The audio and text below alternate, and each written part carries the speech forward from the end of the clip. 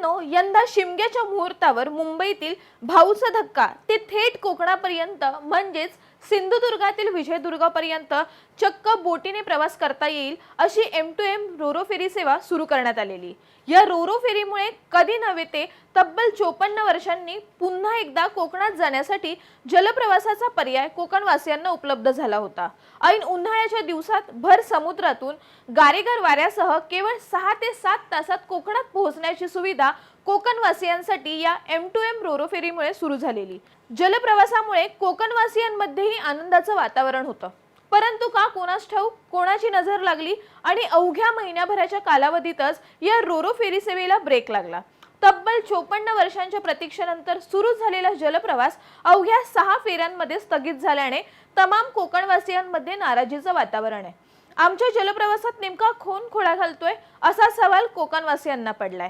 त्यामुळे या मागचं नेमकं कारण काय या संदर्भातील आढावा आपल्या महानगरचे प्रतिनिधी राम नाईक यांनी घेतला असून या संदर्भातील हा विशेष रिपोर्ट। नमस्कार, मी पूनम माय महानगर लाईव्ह मध्ये आपलं स्वागत करते। एकेकाळी कोकण ते मुंबई आणि मुंबई ते कोकण असा प्रवास करण्यासाठी रेल्वे, बस किंवा विमान असा कोणताही पर्याय आपल्याकडे उपलब्ध नव्हता। त्यावेळी फक्त जलप्रवासाचाच पर्याय आपल्याकडे उपलब्ध होता। जवळपास 50 ते 60 वर्षांपूर्वी केवळ बोटीतूनच माणसं मुंबई ते कोकण आणि कोकण ते मुंबई असा प्रवास करायची।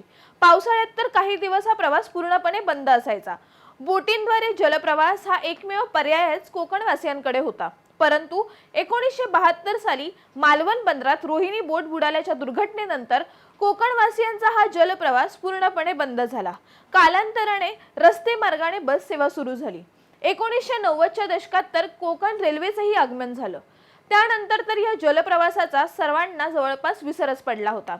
काही जुन्या माणसांच्या मनात मात्र जलप्रवासाच्या आठवणी आजही घर करून आहेत।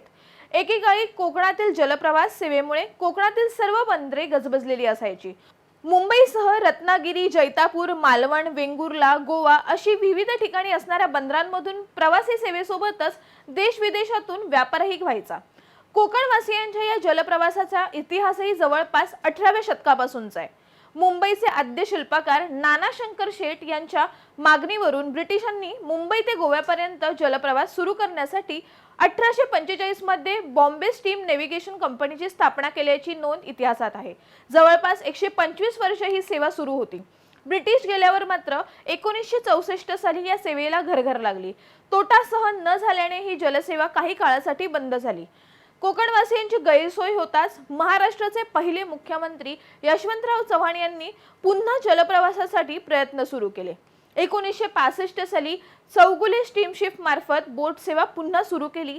परंतु 1972 साली मालवण बंदरात रोहिणी बोट बुडाल्यामुळे कंपनीला जबरदस्त तोटा सहन करावा लागला आणि यानंतर मुंबई ते कोकण बोट सेवा कायमची बंद झाली।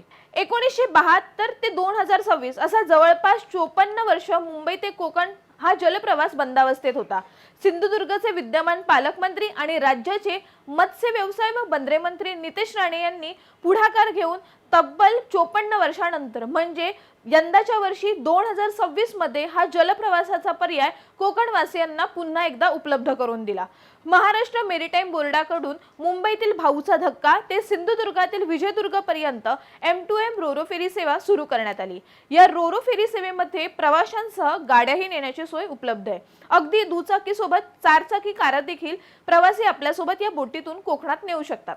जवळपास विमान प्रवासाला टक्कर देण्याची क्षमता असणारा हा उत्तम जलप्रवासाचा पर्याय कोकणवासियांसाठी उपलब्ध झाला होता। परंतु अगदी महिनाभराच्या कालावधीतच या रोरो फेरी सेवेला ब्रेक लागला। M2M रोरो फेरी ही महिनाभरात केवळ 6च फेऱ्या करू शकली आणि थांबली। 6व्या फेरी दरम्यान विजयदुर्गहून मुंबईकडे परत येत असताना समुद्रातील तरंगत्या कचऱ्यामुळे जहाजाच्या इंजिनामध्ये बिघाड निर्माण झाला। त्यामुळे जहाजाच्या एकूण 4 इंजिनांपैकी सध्या केवळ 1 इंजिन कार्यरत असून उर्वरित 3 इंजिनांच्या दुरुस्तीचे काम सुरू आहे। या अनपेक्षित तांत्रिक बिघाडामुळे सदर फेरी सेवा तात्पुरती स्थगित करण्यात आलेली।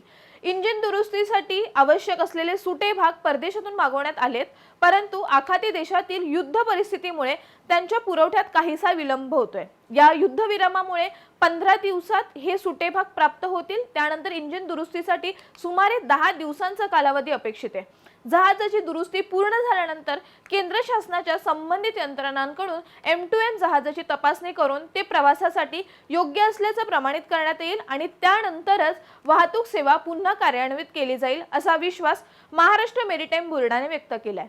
प्रवाशांच्या सुरक्षिततेस सर्वोच्च प्राधान्य देऊन नियमांनुसार सर्व आवश्यक बाबींची पूर्तता करण्यात यावी यासाठी जहाजाच्या दुरुस्तीच्या कामावर सातत्याने देखरेख ठेवून असल्याचं महाराष्ट्र मेरीटाईम बोर्डाने जरी म्हटलेलं असलं तरी प्रत्यक्षात हा जलप्रवास पुन्हा कधीपर्यंत सुरू होणार याबाबत काही स्पष्टता नसल्याने आपल्या आशा या सध्या शोकसागरात बुडाल्याची व्यथा कोकणवासियांकडून मांडण्यात येते।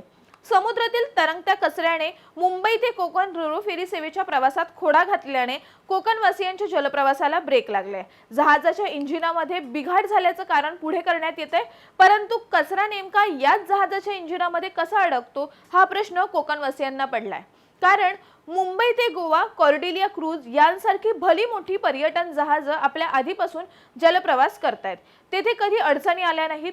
त्यांच्या इंजिनांमध्ये कधी समुद्रातील तरंगता कचरा अडकल्याचंही ऐकिवत नाही किंवा मालवाहू बोटींमध्ये समुद्रातील तरंगता कचरा अडकून त्या बंद पडल्याच्या सुद्धा बातम्या नाहीयेत। आपल्या कोकणातील जहाज अवघ्या महिनाभरातच बंद झाल्याबद्दल कोकणवासियांकडून आश्चर्य व्यक्त करण्यात येतंय। मुंबई ते कोकण जलप्रवास अधिक खर्चिक असल्याने तसेच त्याला अपेक्षित प्रतिसाद न मिळाल्याने हे असे झाले का अशी शंकाही अनेक कोकणवासियांच्या मनात आहे। परंतु जर तिकिटांचे दर सर्वसामान्यांना परवडणारे असतील तर या सेवेला अपेक्षित प्रतिसाद मिळाल्याशिवाय राहणार नाही असा विश्वास सुद्धा कोकणवासीय व्यक्त करतायत। या दृष्टीने शासनाने जरूर प्रयत्न करावेत अशी इच्छा तमाम कोकणवासियांची आहे।